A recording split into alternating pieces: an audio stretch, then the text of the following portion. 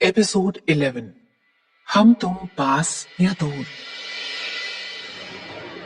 अगली शाम तकरीबन 8 बजे मिहिर किसी काम से एक फ्रेंड के घर गया हुआ था। वहीं उसके रतन मामा बाजार गए हुए थे।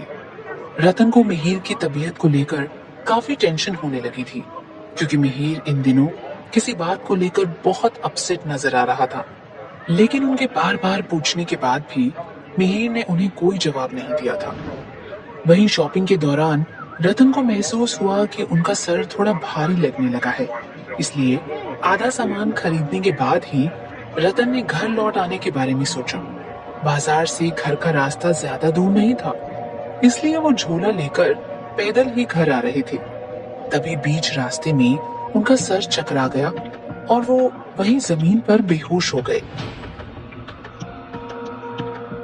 वहीं दूसरी तरफ मुग्धा और जूही कहीं से लौट रहे थे। जूही हमेशा की तरह अपने मजाकिया स्वभाव में नजर आ रही थी और मुग्धा से बातें कम उसकी टांग ज्यादा खींच रही थी। यार मैं सच बताऊं, कल ना मुझे तुझ पर बहुत गुस्सा आ रहा था। जी तो कर रहा था तेरा मुंह नोच लूं, क्योंकि तुम मेरे मिहिर को बार बार गिल्ट फील करा रही थी। तेरी जगह मैं होती ना, कसम से बोल रही हूँ, उसके सॉरी कहने के पहले ही मैं उसके गले लग जाती और गाना गाती, लग जा गले के फिर ये हंसी रात हो ना हो। लेकिन तू तो माय डॉग अलग ही मिट्टी की बनी है। मैं हमेशा सोचती थी कि भगवान ने मुझे बनाने के बाद वो सांचा तोड़ दिया होगा, लेकिन यार मैं गलत थी। तू तो यार मुझसे भी बड़ी झल्ली है। जूही वहां बड़बड़ाते ही जा रही थी। वहीं दूसरी ओर मुग्धा के दिमाग में कुछ और ही चल रहा था। वहीं ठीक उनसे कुछ ही दूर एक आदमी रास्ते के किनारे गिरा हुआ था। मुग्धा की नजर जैसे ही उस आदमी पर पड़ी, मुग्धा जल्दी से उस आदमी की ओर बढ़ गई। मुग्धा को दौड़ता हुआ देख जूही को पहले तो कुछ समझ नहीं आया, लेकिन जब मुग्धा एक आदमी को सहारा देकर उठाने की कोशिश करने लगी, तब जाकर उसे मालूम चला कि वो किसी आदमी की मदद कर रही थी।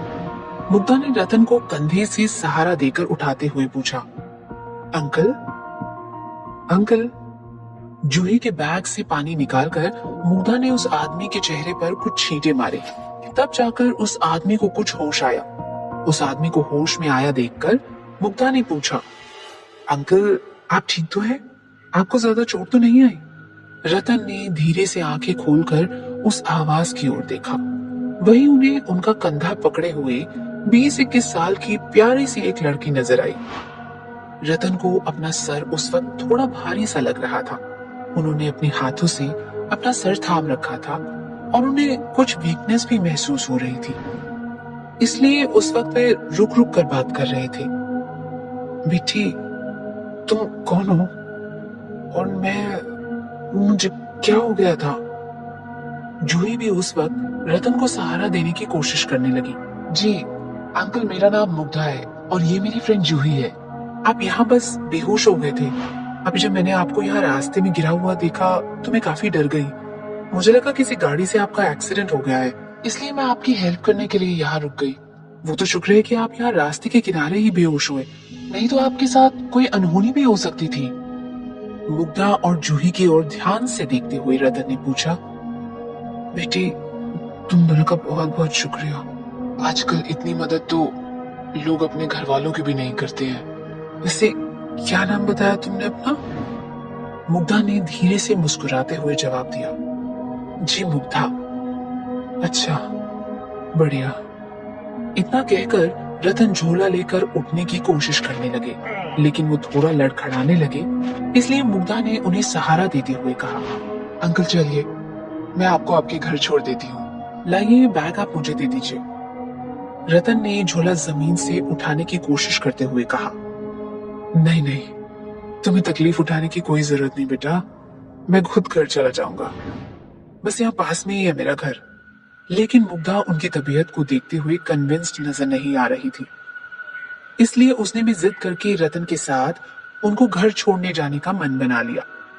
अंकल मुझे कोई परेशानी नहीं होगी, मेरा भी घर बस पास में ही है, मैं आपको आपके घर छोड़कर वहां से अपने घर चली जाऊंगी। मुग्धा के इतना ज्यादा फिक्र करने की वजह से रतन ने कहा, ठीक है जब तुम इतनी जिद कर ही रही हो तो फिर चलो। जी अंकल। वहीं जूही को किसी काम से घर जाना पड़ा। उसे अलविदा कहकर दोनों लोग रतन के घर की ओर चल पड़े। कुछ देर बाद जैसे ही वो लोग घर पहुंचे, तब घर का दरवाजा मिहिर ने ही खोला। मिहिर को देखते ही मुग्धा चौंक गई।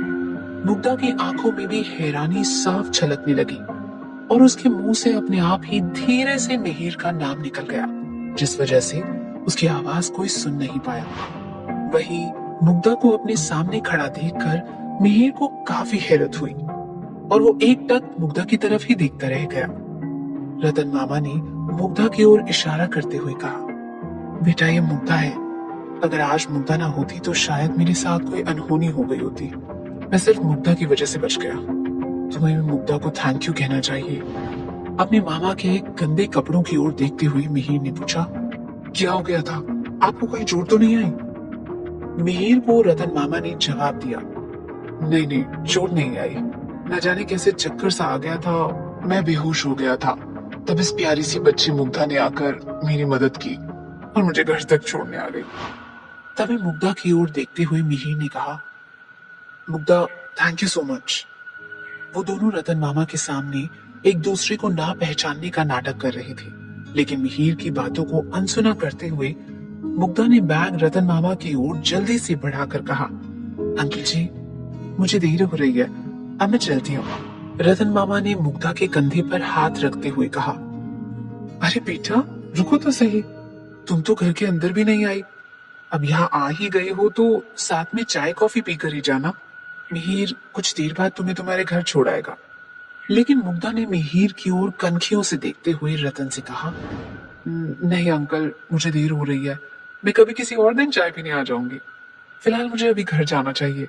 रतन ने हार मानकर कहा, ठीक है बेटा मिहिर जाओ, तुम मुग्धा को घर छोड़ आओ। एक लड़के को इस तरह से अकेला छोड़ना ठीक नहीं है, क्योंकि थोड़ी रात भी हो गई है और आजकल हमारे शहर का माहौल कुछ ठीक नहीं है। जाओ मिहिर मुग्धा के साथ। मुग्धा के मन में उस वक्त यही चल रहा था, काश मैं आज इनके साथ इनके घर आई ही ना होती, तब मुझे मिहिर के साथ घर जाने की नौबत भी ना आती।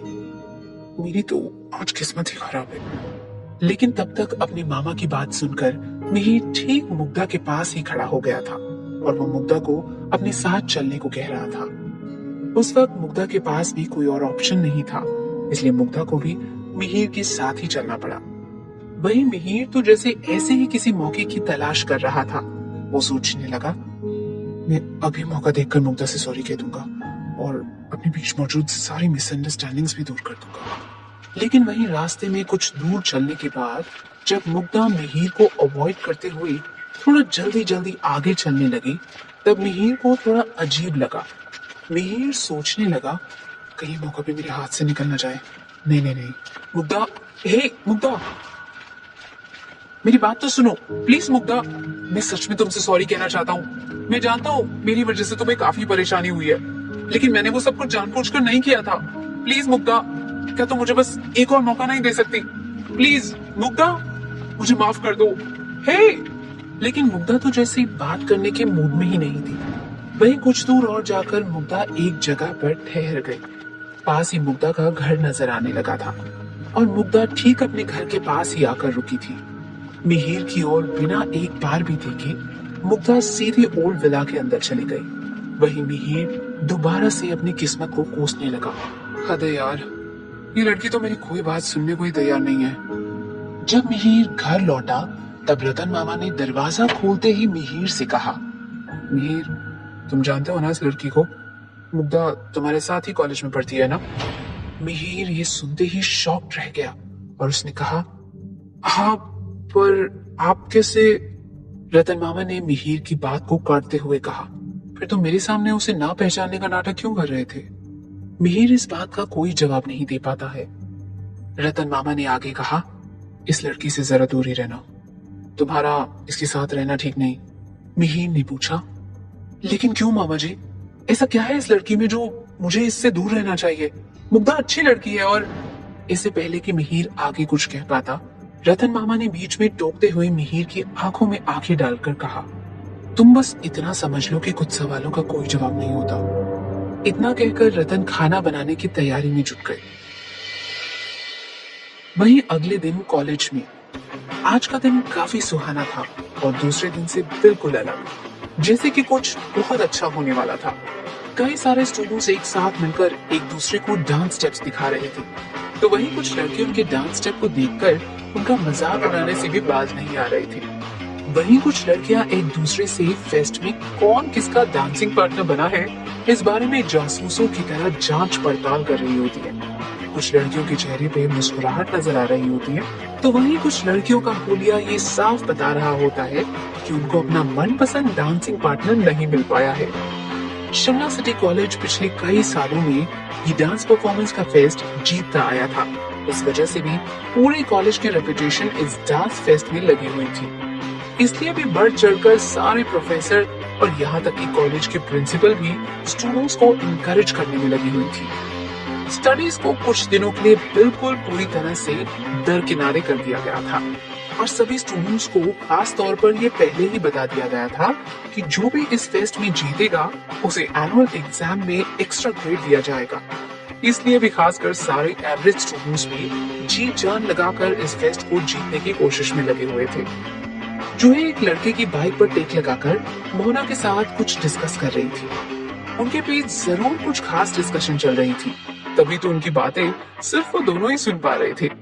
ये बातें जानने के लिए हमें भी थोड़ा आगे चलकर उनके करीब जाना होगा।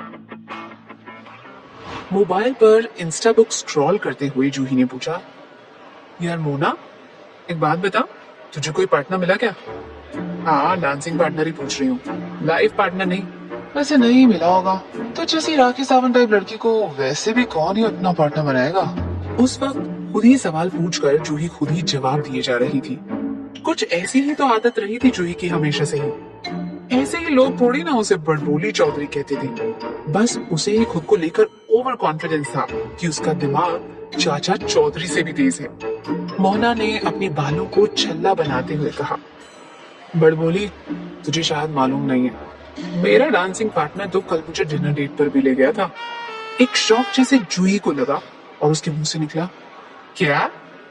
तेरी स्पीड तो धूम 3 से भी ज्यादा तेज निकली। ऐसा कैसे हो गया? मेरे बॉयफ्रेंड के लाले पड़े हैं और तू इधर डिनर डेट पर जा रही है। मोहना ने खुद पर ही इतराते हुए कहा, बस हो गया, बस मैंने 1-2 लटके झटके दिखाए ही थे कि आकाश मुझ पर फिदा हो गया। बस बस बस कर, फेंकने की भी एक लिमिट होती है, उतना ही फेंका कर जितना सामने वाला लपेट सके। मैं तो देख रही हूँ कि तू फेंकने में मुझसे भी 2 कदम आगे है। जूही इससे पहले कि आगे कुछ कह पाती, उतने में ही उसकी नजर एक जगह पर जाकर टिक गई। वहीं मोहना, जो शायद तब से फेंकने की अपनी अदा पर इतरा रही थी, वो भी अपना 0 पावर का चश्मा उतारकर दुपट्टे से पोंछने लगी, क्योंकि कॉलेज के मेन गेट से एक ऐसा शख्स एंटर होता हुआ उन्हें नजर आया जिसके आते ही कई सारी लड़कियों की सांसें जैसे ठहर गई। कई लड़कियां एक पल को अपने पल के झपकाना भूल गई। वहीं कुछ बिंदास लड़कियां तो उस शख्स को देखकर गाना तक गाने लगी, हाय हैंडसम हाय हैंडसम। वो शख्स था भी इतना कूल, महंगी निंजा बाइक, लंबे कंधे तक बाल, चौड़े कंधे, सलमान को टक्कर दे ऐसी बाइसेप्स, आंखों पर नीला चश्मा, गहरी भूरी आंखें, ठीक बाहों के बीच में एक काला तिल और होठों पर मनमोहक मुस्कान। कौन सी लड़की नहीं चाहेगी ऐसा राजकुमार? तभी मुग्धा भी जूही और मोहना के पास फटाफट आते हुए कहती है, सॉरी यार, मैं आने में थोड़ा लेट हो गई। जूही फटाफट से बोलती है, अरे तुम बिल्कुल सही समय पर आई है मुग्धा, वो देख आज कौन आया है। मुग्धा हैरानी से उस लड़के की तरफ देखने लगती है। मैं जूही चौधरी आज ये अनाउंस करती हूँ कि मुझे अपना डांसिंग पार्टनर मिल गया। मुग्धा उस लड़के को देखते हुए जूही से पूछती है, कौन है ये लड़का?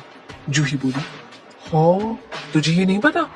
ये विवान है, मेरा हीरो। मुग्धा ने हैरानी से पूछा, कितने हीरो है तेरे? जूही ने कहा, शिट, मिहिर को तो मैं भूल ही गई, लेकिन तब क्या होगा जब मिहिर और विवान का आमना